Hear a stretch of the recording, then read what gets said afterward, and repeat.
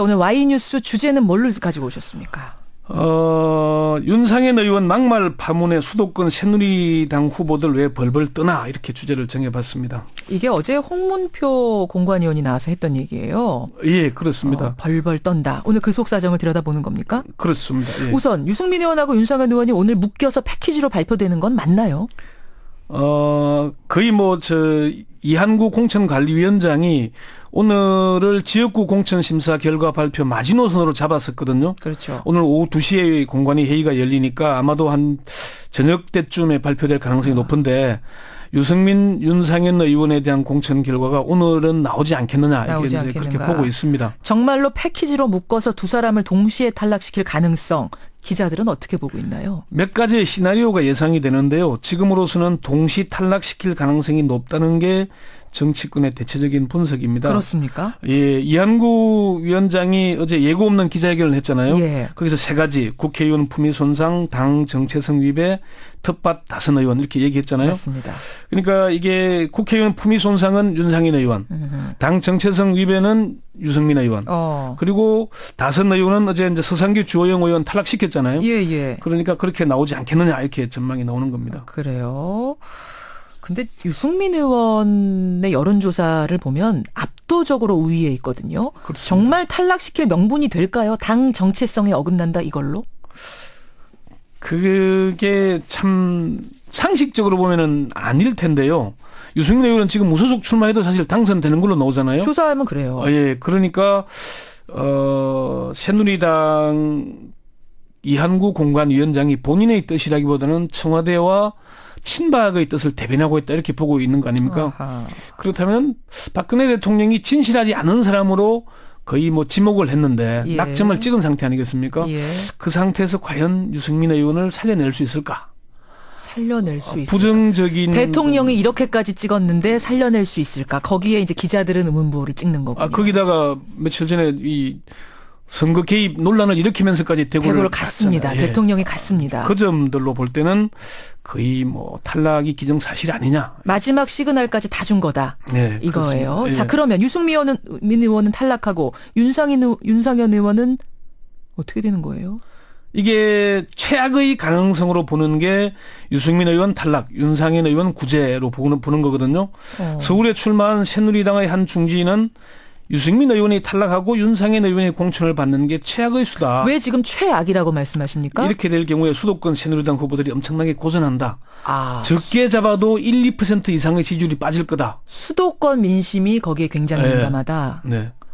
이게 1, 2%라면은 박빙 수도권에서는 2, 3천 표 이 정도 차이가 나는 거 아니겠습니까? 엄청난 거죠. 그건 당락에 영향을 주기 때문에. 수도권에선 특히 그렇거든요. 예.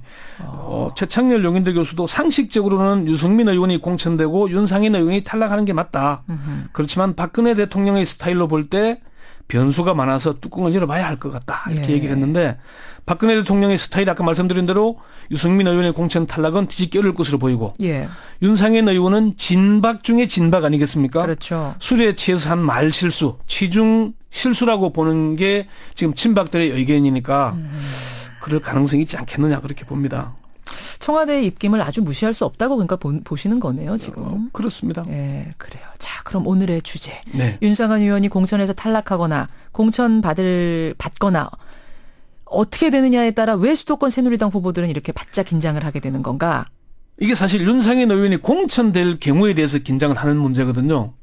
공천을 해줄 경우에. 예. 아까 조금 전에 박종희 제2사무부총장도 그 얘기를 했잖아요. 스스로 결단하기를 바란다. 스스로 결단을 원한다. 그렇다면 이제 윤상현 의원이 스스로 불출마를 선언하거나 탈당을 한다면은 수도권 의원들이 좀 부담이 덜 가잖아요. 그렇죠.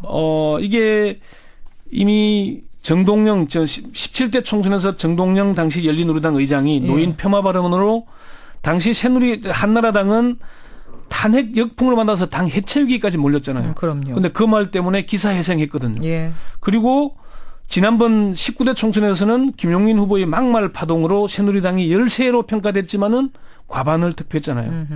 그래서 지금 윤상현 의원을 그대로 두고 간다면은 새누리당 후보들이 그런 전례를 밟을 거다. 그것 때문에 긴장하고 있는 것이고요. 새누리당 이성은 서대문갑 위원장은 지역 주민들이 윤상현 의원 탈락시키지 않으면 새누리당 안 찍기로 했다는 얘기를 할 정도다. 그런 얘기를 할 정도다. 정치에 관심 있는 사람들만 그러는 게 아니고 예. 평범한 동네 주부들도 뭐 그런 사람이 다 있냐. 대통령이 누가 되는 것 아니냐. 그런 얘기를 한다. 그런 얘기를 한다. 새누리당의 한 중진 후보도 부동층뿐만 아니라 지지층 내부에서도 그게 뭐냐. 짜증난다. 윤상현 의원을 공천할 경우에 서울 등 수도권에서는 상당한 영향을 미치게 될 것이다. 이런 얘기를 하고 있다는 겁니다. 그렇군요. 워낙 그 녹취록이 강렬했어요. 워낙 원색적인 용어들이 나왔기 때문에 정치에 관심 있는 사람 외에도 그냥 일반 층에서도 별 관심 없는 사람 층에서도 굉장히 강한 임팩트를 받았다는 거예요. 그게 이제 청와대가 공천에 구체적으로 관여한다는 느낌을 주기 때문이거든요. 좋지요. 예. 좋지요. 그래서 새누리 의원들이 지금 수도권 의원들이 긴장하고 있는. 네. 근데 말입니다. 윤상현 의원의 그런 막말이 공개된 게 빙산의 일각에 불과하다. 이런 얘기가 나오는 건 이게 무슨 소리입니까? 인천 쪽에서 그런 얘기들이 많이 나옵니다. 이게 취중 실수라고 좀 해명을 하고 있지만은 예. 인천 쪽에서는 윤상현 의원의 평소 안하무인적인 행동으로 볼 때는 그 발언은 빙산의 일각이다. 수도권의 한 새누리당 중堅 의원이 인천 지역에서 인천 전체의 판을 자기 구도대로 만들어보고 싶어한다. 여러 곳의 선거구에서 구체적인 작용을 해왔다는 걸 지역에서 알만한 사람은 다 안다. 그렇게요. 인천 지역 현역 의원들 통화를 해보면요. 예. 불만의 목소리를 상당히 많이 토로하고 있습니다. 그러니까 현역 야당 의원 말고 여당 의원들이 새누리당 의원들이 새누리당 의원들이 예, 그렇습니다. 그 예비 후보로 자기 사람들 끌어다 놓고 직접 뭐 개소식 가서 연설한다 할지 지지를 요청하고 다닌다든지 그렇게 하고 있다는 거예요. 그래요. 자, 그러면 만약 네. 윤상현 의원이 불출마 선언을 스스로 한다든지 네. 혹은 컷오프가 되면 네. 무소속으로 출마할 가능성은 없습니까? 현재로서는 그럴 가능성이 높다고 봅니다. 윤상현 의원의 무소속 나가더라도 당선 가능성이 높다고 보기 때문이거든요. 야당 후보들이 존재감이 좀 미미하기 때문에 예, 그 윤상현 지역에서. 의원이 그럴 가능성이 높다고 보는데 예. 새누리당이 윤상현 의원을 컷오프 시켜놓고 후보를 공천하지 않으면은 예. 꼼수라는 비판을 받아서 오히려 더 역풍이 불 거라는 그런 얘기까지 있습니다. 자, 오늘 발표가 날 것으로 보입니다. 윤상현, 유승민 두 사람 초미의 관심사 과연 어떻게 될 것인가.